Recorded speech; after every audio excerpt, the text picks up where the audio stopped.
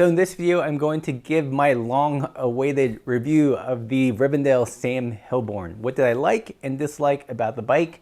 Find out in this video. Welcome back, Pathless Peddlers, and if you're new to the channel, if you're into the non-racing side of cycling, riding party pace, and living the supple life, yeah, fan your people, hit that subscribe button. So few bike brands have the same mystique and wonder and almost cult-like following as Rivendell. I know for me, I've been deeply influenced by their philosophy and design. But how does a bike ride? Does it live up to those lofty expectations? Well, let's get into it. So Sam Hillborne is a steel frame and steel fork bike with impeccable paint and beautiful lugs. It is, in Rivendell terms, a country bike, which is akin to what is the modern day gravel bike. So a bike with lots of generous clearance for tires, but isn't a full-on mountain bike. And speaking of tires, this build is running the Ultra Dynamico 650B by 48-ish Rosé tires, and they're on some Rich Built Wheels, who is the in-house wheel builder for Rivendell,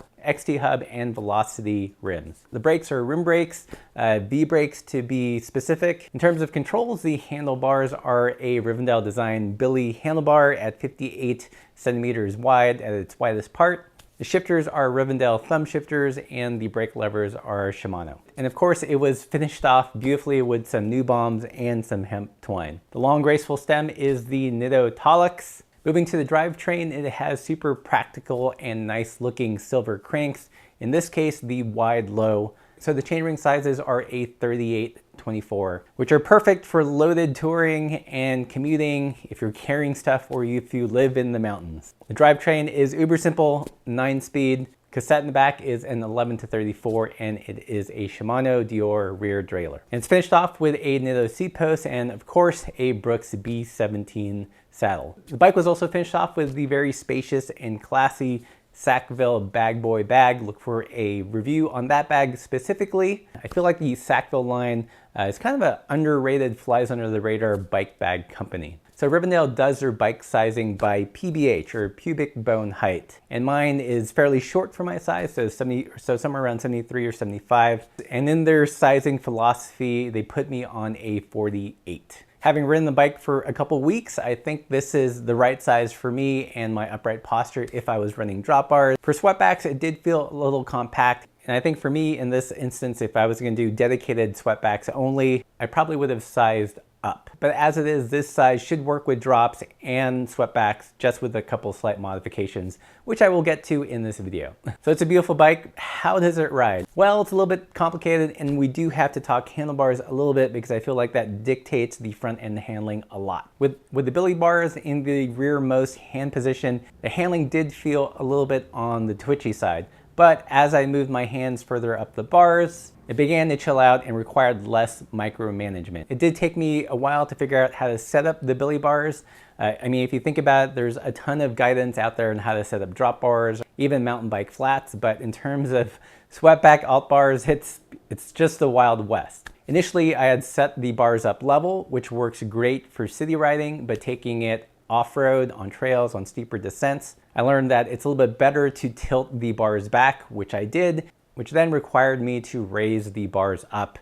So I was still at a fairly upright position, but with the bars at a nice angle. So while seemingly simple, there is a little bit of trial and error to get those bars dialed in. In my previous video, you would have noticed that I actually swapped out the Billy bars for the Bosco bars, which I think makes a better dedicated off-road riding handlebar on this bike. The main reason being that it gives you a downward tilt. It has a lot of built-in rise, so it brings up the bars to that nice, comfortable off-road riding position without having to raise the stem up to its uppermost limit. When I swapped over to the Bosco bars, I also shifted the controls a little bit more forward on the bike, in line with the steering axis, and that really mellowed out the steering. Once I got it dialed in, it was upright and comfortable, but I also had a lot of fore and aft movement. So if I wanted to be super upright in a city riding position, I could do that. If I needed to bend forward a little bit to get a little bit more power on a steep climb, I could do that as well. Overall, once I moved the controls forward, the handling was a little bit more neutral and was a good balance for city and for off-pavement riding. In terms of compliance, there was an absolute ton of it between the fork,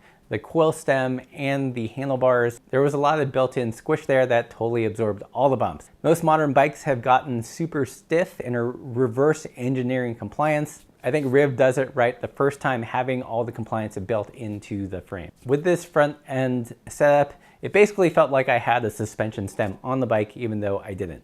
In terms of the rear end handling, the Riv is fairly long at 455. So this translated to a really stable and planted descender, especially on the rough stuff. Interestingly, I also found the longer wheelbase was really helpful in maintaining traction on steep, loose, and dry and dusty climbs. There are definitely a couple of steep spots where I stood up, and on bikes with a shorter chainstay, I would break traction. But the overall riding experience was super plush, super comfortable, almost Cadillac-like. Definitely a bike that I feel like you can ride all day, long distances. It's not for everybody. If you're looking for a super stiff and super responsive road bike feel, this bike is not for you. So that's how it rides. What are the likes and dislikes? The first big like, I know this is gonna sound superficial, but it's just a beautiful bike to look at.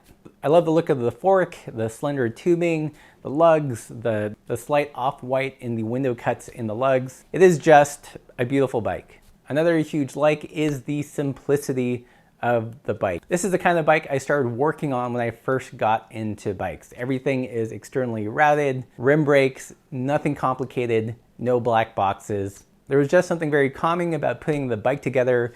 It was simple, no carbon bits where you had to be super paranoid about specific torque settings. So after assembling and reviewing so many modern bikes, it was nice to just work on the bike that was just a bike. And that leads me to my next point. Yes, Rivendell is imbued with a certain kind of mystique to it, but at the end of the day, it's just a bike, a nicely well-made bike, but just a bike. I love that they're beautiful machines with no pretensions of racing whatsoever. Some would call it retro, and I hesitate to think of it as a retro bike, but more of a bike that's just comfortable with itself and just uses tried and true parts and technology. I think it's a bike for people that can appreciate nicely made things. It's also a bike for those tired of following the latest trends and the ever-changing standards. I mean, it's just a bike in its finished form. It's not trying to be a motorcycle or a race bike or anything, just a bike. And I think in this day and age when we're seeing more complexity, more hidden cables, more electronics on bikes, it is an absolutely refreshing change. I also really like the ride quality of the bike. It's definitely on the chill side, definitely supple and compliant. Probably not the best bike if you're trying to set a FKT, but if you're trying to have the funnest known time, it's definitely a bike that will get you there in class and comfort. I think the bike would make a great daily rider and also a tourer. I wouldn't hesitate taking this bike on a multi-day tour. Yes, it's beautiful, but it is no delicate flower. It's meant to be ridden. So what are the downsides and dislikes of this bike? For sure, you know, if aerodynamics are super important to you, then this bike and how it's set up right now, definitely not for you. I also think if the bike you prefer is something super stiff and responsive, then again, not for you. However, for me, and again, this is my personal opinion, I just love the aesthetics of the bike. I love the ride quality, the simplicity, the utility. It's just a really fine specimen of a practical bike. If you think about it, it's actually a little bit rare in the marketplace. Yes, there are urban commuter bikes that are super practical, maybe decently spec'd, but they don't have the same level of craftsmanship or aesthetics. I know that there is a ton of people out there that just won't get it. I'm not going to argue the pros and cons of quill stems or rim brakes versus disc brake. To some extent, either you get it or you don't. I also think to some extent people that buy this bike are also buying into the Rivendell philosophy of bikes. So nicely made bikes, appointed with very practical components that actually aren't too expensive, but they're functional and they're beautiful and they're meant to withstand more than a few product cycles. So full disclosure, I did end up buying this bike. And I know for some of you, for some people, it just seems like a foolhardy exercise to buy a rim brake quill stem bike in 2020. To which I would counter and say, isn't it madness to try to keep up with every iteration of the gravel bike with constantly changing through axle standards and bottom bracket standards? In some ways, that seems crazier and more maddening. I think for me, in a time and a place when things are changing so rapidly and bikes are losing their inherent simplicity, something like the Rivendell is an oasis of calm and simplicity in a sea of madness. So right now I do have it set up with Bosco bars, but I do plan to swap in some drop bars so I can compare it more equally to the modern day gravel bike and see how it performs in that respect. That's what I think of the bike. Obviously, I'm a big Riv fan. What do you guys think? Let me know in the comments below. Is it crazy to buy a bike like this in 2020? And if you want more coverage on non-racy competitive cycling, consider supporting the channel via Patreon. And as always, keep the supple side down.